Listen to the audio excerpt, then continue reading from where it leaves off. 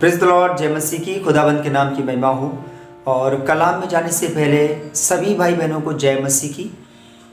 और आज क्रिसमस मनाने जा रहे हैं और 25 दिसंबर का सेलिब्रेशन हम सब बहुत धूमधाम से मनाते हैं। बच्चे बहुत खुशियाँ मनाते हैं। और मैं एक वचन से बात करना चाहूँगा। यूहन्ना 3:16 में लिखा है कि क्योंकि परमेश्वर ने जगत से ऐसा प्रेम रखा कि उसने अपना इकलौता पुत्र दे दिया ताकि जो कोई उस पर विश्वास करे वो नष्ट ना हो परंतु अनंत जीवन पाए। तो खुदाबंद तो हमको प्यार करते हैं, ये आप भी जानते हो।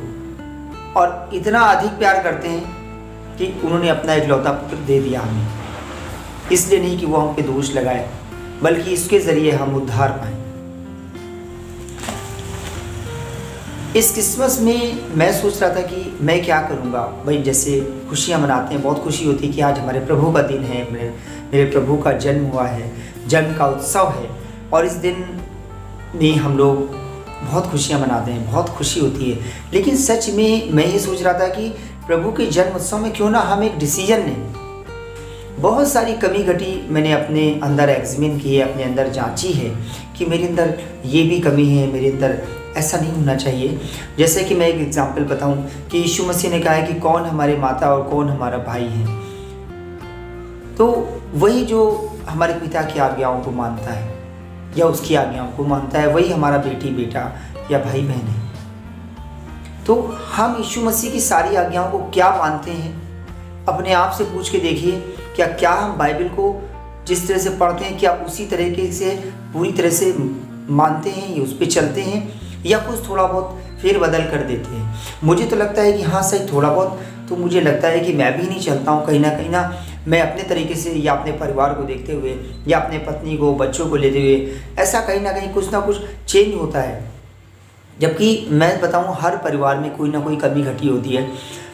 और सबसे ज़्यादा जो डिस्प्यूट होता है, शैतान जो काम करता ही है, और उसमें वो जो काम झगड़े फैलाने का परिवार में, तो ज़्यादा जो परिवार बिखर जाता है वो इन्हीं चीज़ों से होता है। और वो जो झगड़े ज़्यादा होते हैं उसके सबसे बड़ा कारण जो मैंने जांचा है कि वो ये होता है कि कोई इंसान झुकना नहीं चाहता है, कोई इंसान सुनना नहीं चाहता है, कोई इंसान दबना नहीं चाहता है। या मैं भी दब जाता हूँ या मैं सुन लूँ अगर किसी पर क्या अपने पारिवारिक किसी भाई बहन की बात, तो वो मेरी पत्नी के लगता है कि भाई ये मेरे सम्मान की बात है, हमें नहीं झुकना है।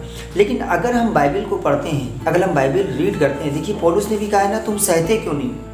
तो हमारा स्क्रिप्चर जो है रिलीजियस या हमारा जो धार्मिक जो बाइबल है, और इसमें शुरुआत ही यहीं से है। यीशु मसीह से जब चेलों ने कहा था कि हम में सबसे बड़ा कौन है, तो वहीं पे भी उसने उत्तर दिया कि जो अपने आप को करके दिखाया उसने कि जो अपने आप को सबसे नीचे झुकाता है। तो ये जो झुकने की शैली है, जो सबसे ज़्यादा अपने आप को झुकाता है, मेरा पिता उसे सबसे ऊपर उठाता है।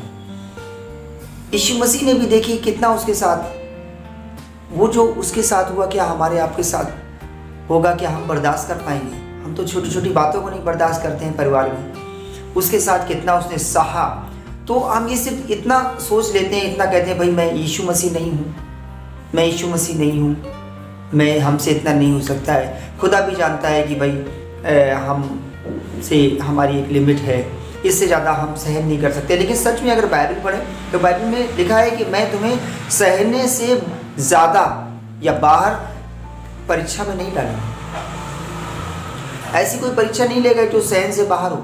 जो यीशु मसीह ने सही है ना, उतना नहीं है ऐसा है। तो हम अगर इसको सही तरीके से पढ़ें और इसको सही तरीके से मनन करें, अपने जीवन में लाएं, तो हमारा उद्धार होगा। और सच में अगर हम उसकी आज्ञाओं को नहीं मानते हैं तो फिर हम उसके लोग कहाँ रहे। जब न्याय का दिन होगा तो यीशु मसीह कह देंगे कि भाई मैं तो इसे नहीं जानता है। तब तुम कहेंगे ना कि अरे मैंने तेरे नाम से दुष्ट आत्माएं निकाली, मैंने तेरे नाम से चमत्कार किए, बड़े बड़े काम किए, आपने वचन में पढ़ा होगा। लेकिन वो तो कह देगा मैं तो इन्हें नहीं जानता। तब क्या करेंगे। तो जो आज इस क्रिसमस में इस पर्व को जो हम मनाने जा रहे हैं, क्यों ना हम एक डिसीजन ले लें। हम एक डिसीजन लें कि जो कमी मेरे अंदर थी, उस एक कमी को हम एक क्या बल्कि जितनी कमियां थी वो सब निकाल के फेंक दीजिए और अपने को एग्जामिन करिए, जांचिए कि कौन सी एक ऐसी कमी घटी है जो हमको परमेश्वर के साथ चलने में सही तरीके से चलने नहीं देती है। मैं कहना ये चाहता हूँ, आप समझ रहे हैं ना। ऐसी बहुत सारी कमी घटियाँ होती हैं जिसके साथ हम परमेश्वर से क्षमा तो मांगते हैं, लेकिन वो हमको बार बार वो प्रॉब्लम क्रिएट करती हैं। तो क्यों ना इस पर्व में हम अपने आप को बदलाव लाएं और ये खुशी का पर्व मनाएं, इस खुशी में कि हमने अपनी इस कमी घटी को, हमने इस चीज़ को त्याग दिया है और यीशु मसीह के जन्म उत्सव को खुशियों से मनाते हैं। तब कितना अच्छा लगेगा।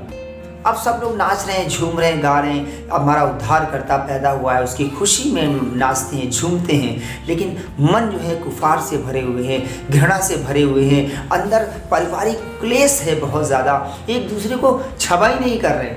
आप पूरी बाइबल पढ़िए ना, जब आप नहीं क्षमा करोगे, आपको भी तो क्षमा किया है। हमारे कितने गुनाह को प्रभु ने क्षमा किया है, उसने हमारे सारे पापों का बोझ उठा लिया है, तभी तो हमारा उद्धार होगा।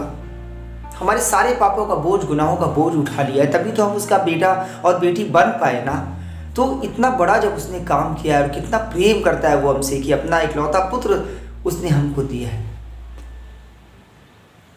और इसलिए दिया है कि हम उसकी आज्ञाओं को माने, उसकी बात को माने। उसने करके दिखाया है, उसने एक एक चीज़, एक एग्जाम्पल, उदाहरण करके दिखाया, अपने ऊपर सहा है, आपसे करवाने को नहीं बोला है। जैसे एज ए टीचर बच्चों से बोलते हैं, एक टीचर बच्चों से बोलता है तुम्हें ये करना है, तुम्हें वो करना है, बहुत सारा होमवर्क देता है, लेकिन यहाँ जो हमारा यीशु मसीह ने होमवर्क हमको दिया है तो पहले खुद वो काम करके दिखाया, उसके बाद उसने आपसे बोला।